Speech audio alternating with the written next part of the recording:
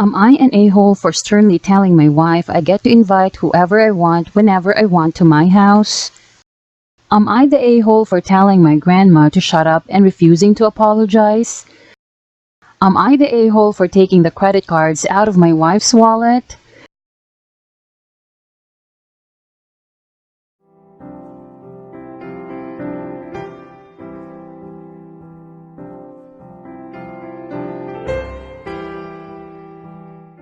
Am I an a-hole for sternly telling my wife I get to invite whoever I want whenever I want to my house? My wife is a stay-at-home mom while I work full-time. We have 2 kids that I help do 50% of their care while she handles cooking and cleaning and the other 50% of childcare as well. I'm sociable by nature and I'm fast at making friends whether at work or outside of it.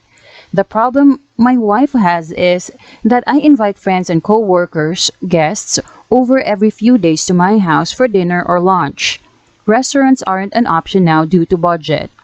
My wife said she has to cook for my guests, though I never tell her to cook this or that, nor even complain about her choice of meals because it depends.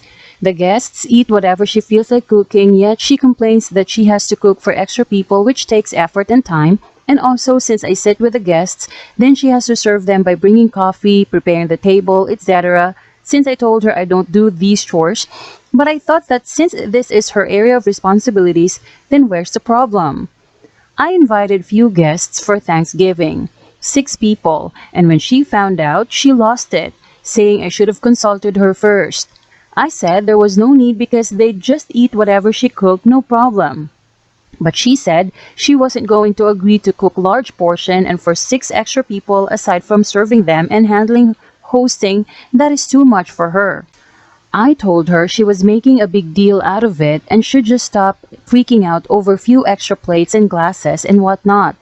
She said she didn't agree, but then I eventually had the guests over and after they left, she started yelling at me saying she was not mine and my guest server, and that I should stop having them over. That is when I told her very sternly that it's my house and I get to invite whoever I want whenever I please, and called her unreasonable to react like that instead of being welcoming to other people who wanted to spend time with us, unlike her family, who cuts us off completely. But she shouted that she was done with being on my back and call and having to be forced to take care of my guests in terms of serving and cooking just because it's her part of the chores, and told me if I want to continue to have guests over, then I'll have to step up and cook for them myself, which I thought was quite rude and unfair of her. We went back and forth in this argument and she then stopped talking to me and started giving me the silent treatment, making me feel like I'd committed some sin by having guests over.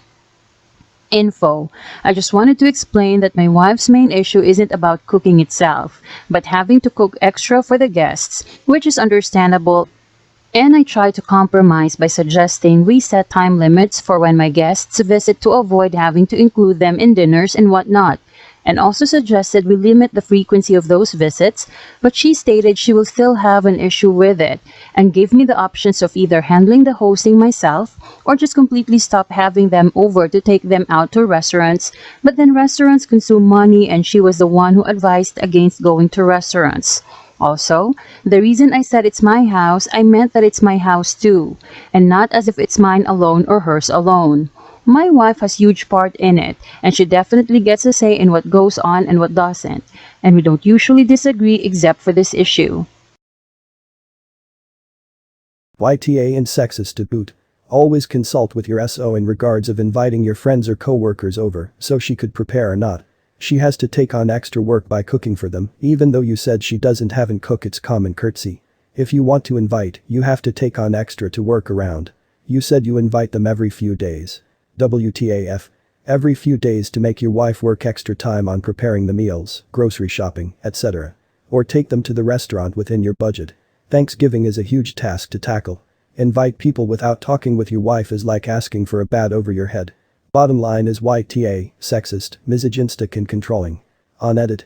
Thank you for this very first award I ever received for the first time. Wow, thanks. YTA, you're treating your wife like she's a servant, not an equal.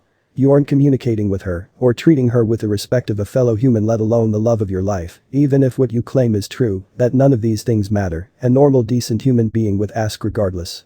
When I go to a friend's house I still ask if I can use the bathroom, even though I know they don't want me shitting in the corner. You ask out of respect. The way that you're interacting with her and speaking with her is disenfranchising and diminishes the amount of work that she does to take care of the kids and you.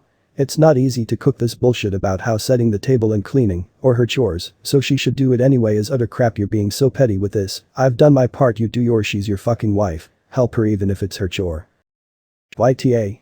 You both share a house, a marriage, a family, responsibilities, decisions, and you should also share respect. Would you like it if your wife did the same to you? Or started taking friends out for lunch every few days? That's a huge burden on your wife, especially on a holiday like Thanksgiving, and to not give her much notice on top of it all. It seems like you invite your friends over and expect your wife to wait on you all, hand and foot, so I totally understand why your wife is frustrated and angry. She has every right to be. You are definitely not treating her as an equal partner in your relationship. She is bearing all the burden of your playdates, and while you have fun, she gets to clean up after you all. It seems like you have no respect for her as your wife or as a person. YTA. However you divvy things up between yourselves is fine, as long as it's agreed upon, but you don't get to just add extra people into the mix constantly and expect her to do all this extra in her own house. It's not just your house, and they are not her guests.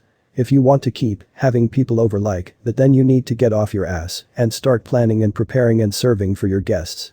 They are not a responsibility to take care of. On top of all of that, she is outright telling you she feels like you're making her serve people in her own home and is unhappy that you're doing this, and you're reprimanding her for not wanting to be your slave. You have no compassion for your wife, and it shows pretty clearly. Smarten up, or one of these days you're going to be doing 100% of the housework because she gonna leave your ass. YTA, a huge one. Not only are you expecting your wife to act like your waitress because cooking is her chores, which really, cooking and setting the table may be her chores for your family, but should not be for the randoms and guests you keep bringing into your shared home around your children. You invited 6 people she doesn't know for Thanksgiving, a holiday that is usually spent with family, and now she has to serve them like a waitress along with the rest of the family because you decided to ail that decision without consulting her.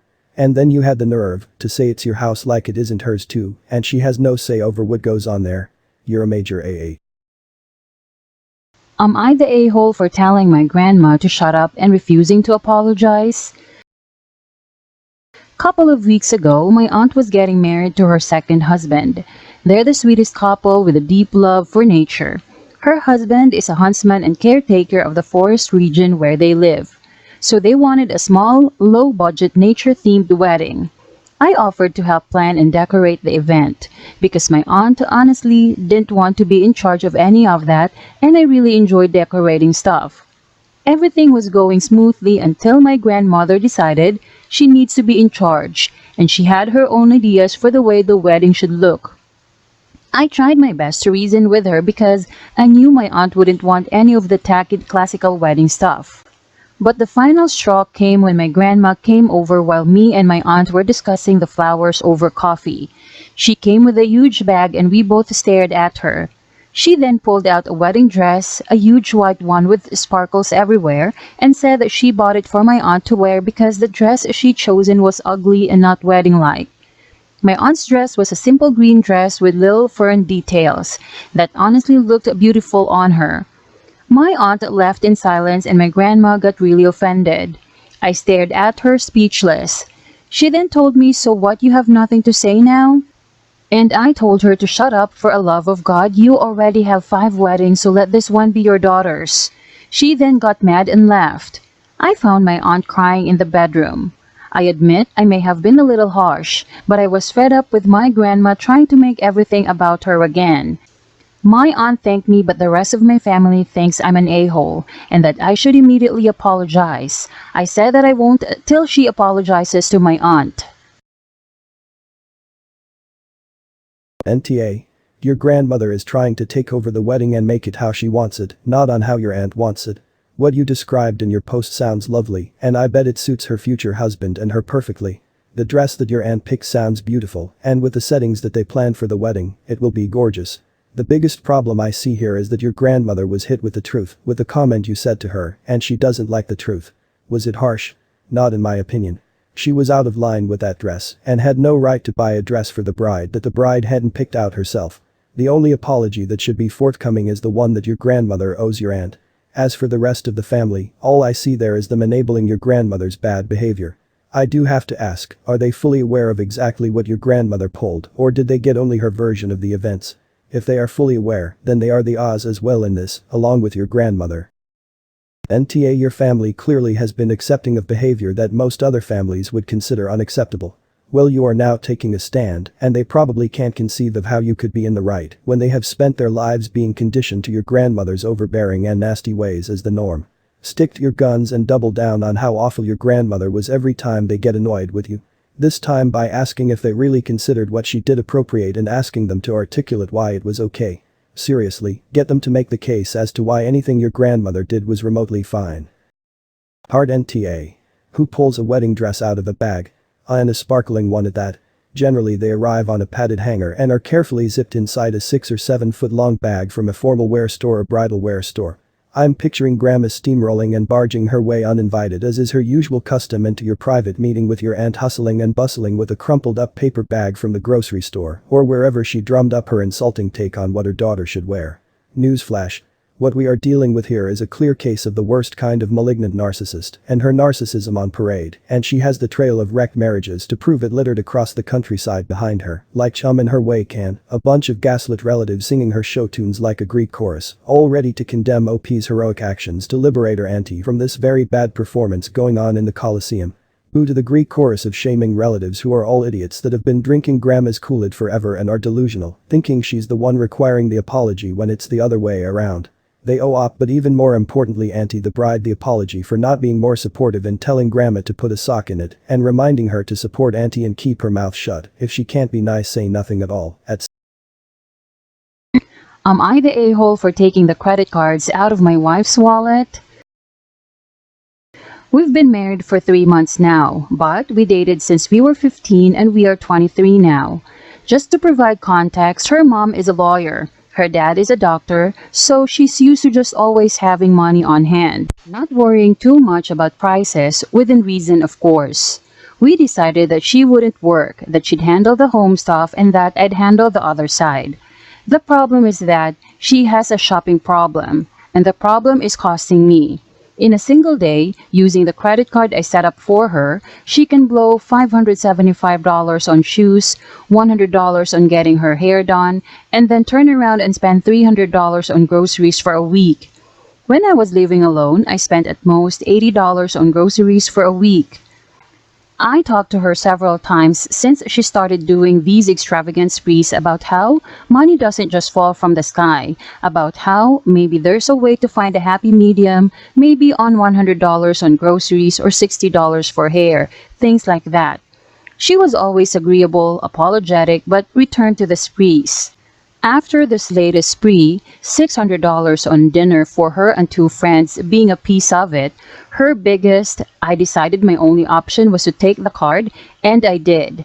She's arguing that I'm not treating her well as my wife and that we can work out this issue by talking. My point is, we've tried talking. It doesn't work. She hates me so much right now and has said that since I've taken something back, she's going to take something back. Am I the a-hole? Edit. Changing my thing from YTA to ESH. I think it's more fair based on my own reasoning. She might suck out of ignorance, but you suck more and are intentionally being an asshole. Oh sure, she's irresponsible and such, but you could easily just deposit money, or not, into her own checking accounts. You don't seem to have had a real conversation, you just confiscated her debit card and credit cards as punishment. While it is your right to remove her as a no from your credit cards, you don't have the right to take her debit cards if her name is on the account. And you certainly can't just take all her access to money and have that not come off as financially abusive or controlling. Sit down like real adults and figure something out. This isn't hard. Why can't she have a secured card and build her own credit? What is wrong with you?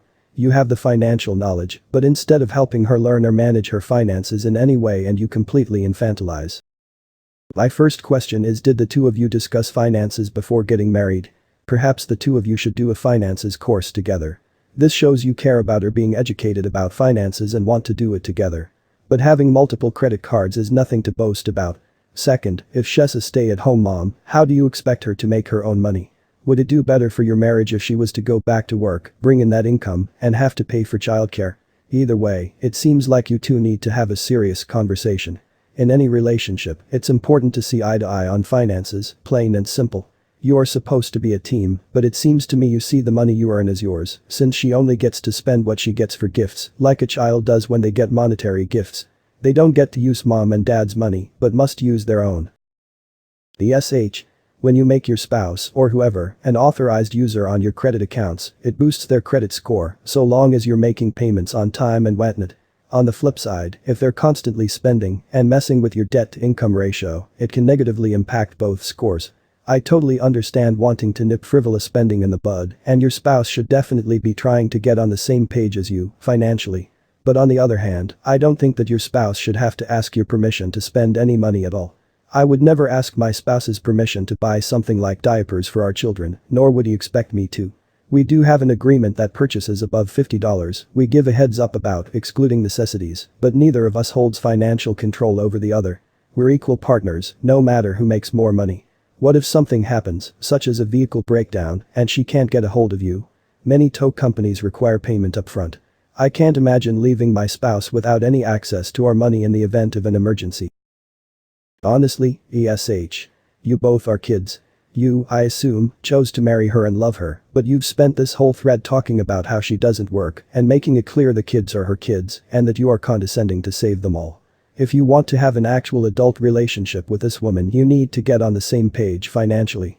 You can't do that if you are treating her like a child or worse, a mentally disabled person who isn't capable of learning anything. You need to involve her in your decision making. Talk to her about how much you make, what your bills are, and what is left.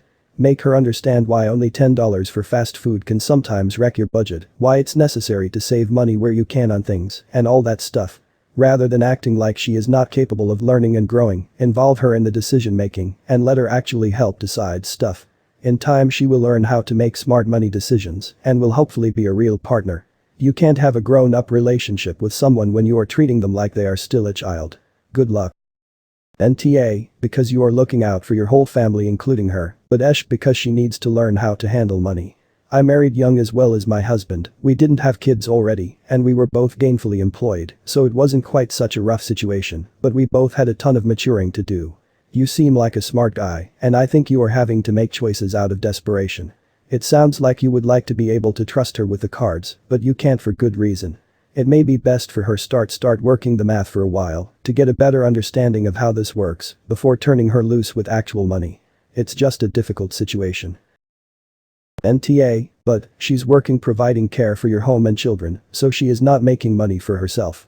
I agree that she doesn't need to have access to your cards, but it would be fair if she didn't have to ask for money every time. Maybe open a debit account for her and deposit a set amount for whatever she buys regularly and personal needs and leave her to manage that.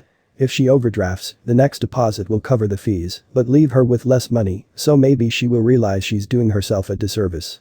It sounds like she needs financial education, not from you, because even if you mean well she won't listen to you, partly because it would be patronizing, and partly because you're just trying to get her to do it your way. Maybe look into a personal finance course from a local college.